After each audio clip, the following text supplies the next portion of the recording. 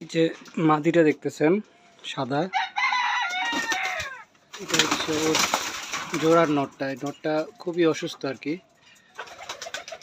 এই হচ্ছে বাচ্চা। এই বাচ্চা দুটো এখন এই মাদিটা একাই খাওয়াইতেছে আর কি।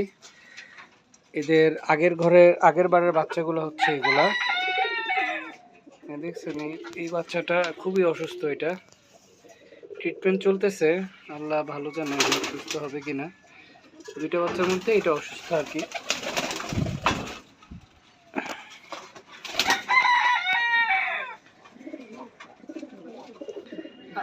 আমার আগে শেয়ার করা কিছু ইউটিউব ভিডিও দেখলে দেখবেন এই নটটা অনেক সুন্দর যে ডাকে, খুব মানে পুরো খামার অ্যাকশন ভরে রাখে আর কি। এটাও খুব মানে অ্যাকশনফুল একটা নট।